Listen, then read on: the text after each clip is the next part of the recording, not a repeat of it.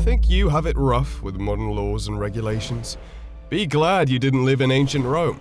From bans on certain clothing to downright cruel punishments, these 10 laws will make you appreciate the justice system we have today. Rome was known as a proud spotlight for civilization during a time when the world was plunged into darkness. The great Roman Empire was often lauded as the embodiment of justice, with some of its own citizens boasting that its laws were superior to the wisdom of all the great philosophers, even the great Greek legends that had shaped the modern world. However, what the Romans considered to be virtues and dignities may not be the same as we would consider them to be today. In fact, some of their laws, which they were so proud of, were a bit peculiar, and others were just downright crazy. So sit back, relax, and prepare to have your jaw drop out of awe as we reveal the craziest laws in the history of mankind. Trust us, you won't want to miss this. Let's get started with some insane family laws. So, fathers had the power of life and death over their families. Yep, they could be executioners. Well, in the early days of Rome, the patriarch of the family held absolute authority over every member of the household. This meant that fathers had complete freedom to punish and abuse their family members without facing any consequences. Shockingly, fathers even had the power to kill their own children without any legal repercussions. Even after their children left home and started their own families, fathers still held the right to take their lives if they deemed it necessary.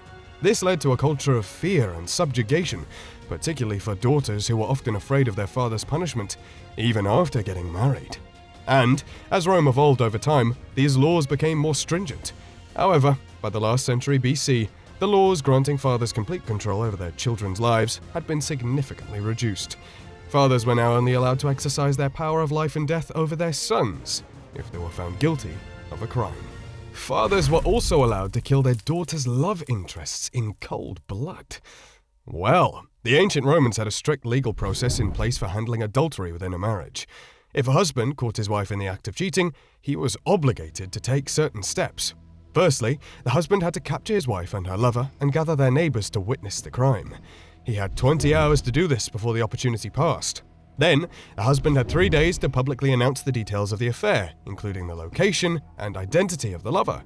After this statement, he was required by law to file for divorce, or else he would be charged with the crime of pimping out his wife. If the lover was a slave or a prostitute, the husband was permitted to kill them. However, if the lover was a citizen, the husband was required to involve the father of his wife. In ancient Rome, only fathers had the right to kill their daughters' lovers, regardless of the lover's status or importance. On the other hand, if a woman caught her husband cheating, she had few legal options available to her. Crying was the only permissible response, at the fun side, as long as there were no funerals taking place nearby. Moreover, a father could also sell his children as slaves, but only 3 times? In ancient Rome, fathers held a particular legal right, the ability to temporarily sell their children. Yeah, really. Under this arrangement, the father would strike a deal with a buyer, who would then become the temporary owner of the child. However, the buyer was obliged to return the child to the father once the agreed-upon period had elapsed. But there was a catch. A father who sold his child into slavery 3 times was considered an unfit parent. Although the child would be required to fulfill their 3rd stint as a slave because a contract is binding, they would be legally emancipated from their parents thereafter. It's worth noting that only a 3-sale limit was applied to each child. This means that if a father had already sold one of his children twice, he could still opt to sell his other offspring. Although this practice may seem shocking and abhorrent to us today, it was a common legal practice in ancient Rome, where children were viewed as property that could be bought and sold. Then, women had to leave their homes for 3 days a year or become property. The ancient Romans had a legal concept known as usufructio, which defined the amount of time you needed to possess something before it could be considered your property. Remarkably, this included people. Under this legal framework, wives became their husband's property if they lived in their house for a full year. However, if a wife desired her freedom, she could obtain it by leaving her husband's house for 3 consecutive days every year. This resulted in an annual ritual where Roman women would flee their homes and hide elsewhere for a few days to avoid becoming husband property. While the idea of owning another person may seem repugnant to modern sensibilities, it was an accepted practice in ancient Rome. Fortunately, women had some recourse to escape this fate, but only if they were willing to spend a few days away from their homes every year. Getting some weird social laws now. Well, If anyone in ancient Rome got sick of life and wanted to get rid of it, then the suicide must have been approved by the Senate. As in, the ancient Romans had a surprisingly casual attitude towards suicide. For example, kings were known to keep poison on hand in case things took a turn for the worse, and those suffering from illness were often encouraged to drink hemlock to end their misery. However, there were some exceptions to this permissive attitude. Soldiers, slaves, and prisoners were not allowed to commit suicide, primarily for economic reasons. Soldiers were far too valuable to be allowed to quit, while prisoners' assets could not be seized by the state if they died before conviction, and if a slave took their own life, the owner was entitled to a full refund. Interestingly, there was even a formalized process for requesting suicide in some regions. Depressed individuals could petition the Senate for permission to die, and if the Senate agreed that death was preferable, the petitioner would receive a free vial of poison as well. While the Roman acceptance of suicide may seem disturbing to us today, it was simply part of the prevailing cultural norms of the time. Furthermore, someone killed by lightning wasn't allowed to receive a proper burial.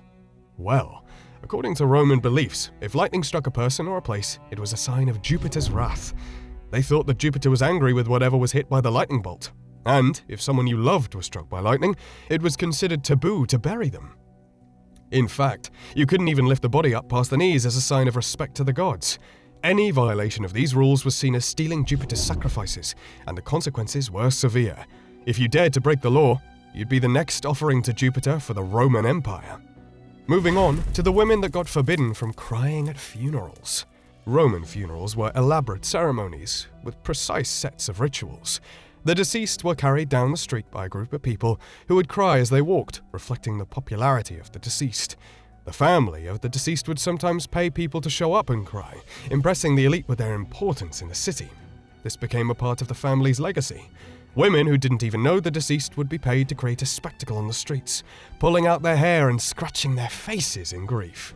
However, these actors turned funerals into a chaotic and attention-seeking affair, rather than a moment of passage. To prevent the actors from disrupting these ceremonies, the crying of these kind of women was eventually outlawed.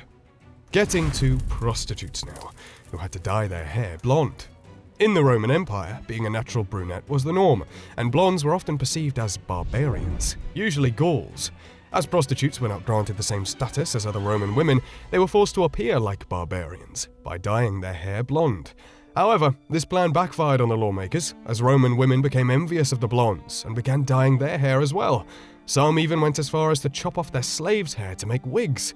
As a result, the city was thrown into confusion, with no clear distinction between women of higher status and prostitutes. Adding further to your awe, the ultimate punishment in ancient Rome was drowning with animals. So, during the ancient times, punishment for crimes varied based on the severity. For instance, a minor offense could lead to a simple beheading, whereas a more severe one could result in being thrown off the roof of a prison. However, if one committed patricide, the punishment was especially gruesome. The offender would be stripped naked, blindfolded, and beaten with rods in a field outside of town while being told they were unworthy of light.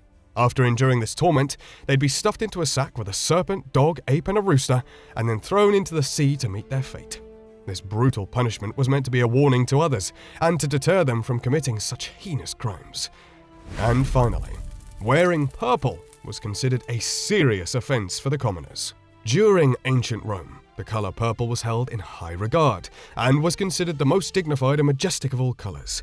Emperors would dress themselves in luxurious purple togas each morning, which were so exquisite that they wouldn't allow anyone else to wear them. The law against wearing purple was known as a sumptuary law, which aimed to prevent the lower classes from flaunting wealth. This made it easy to determine someone's social status at a glance. The elites preferred to keep their distance from the common people, as their attention was highly valued. Only proper citizens were allowed to wear a toga, for instance, and purple togas were exclusively reserved for the emperor due to the eminent purple dye. This was mainly because purple dye was extremely expensive and rare during that time, and was imported all the way from Phoenicia, where it was produced from mollusks, and it took approximately 10,000 of them to be crushed to produce enough dye for just one toga. As a result, a purple toga was considered to be worth its weight in gold, symbolizing the emperor's immense power and wealth. So you can see, as we examine the laws of past civilizations, it becomes apparent that even in the case of advanced societies like Rome, some of their laws were just bizarre. The truth is that many of these laws were just founded on superstition, and were outright ridiculous. Well, there you have it. Thanks for watching Unthinkable Past. Until the next time we meet, continue learning and stay healthy. Goodbye.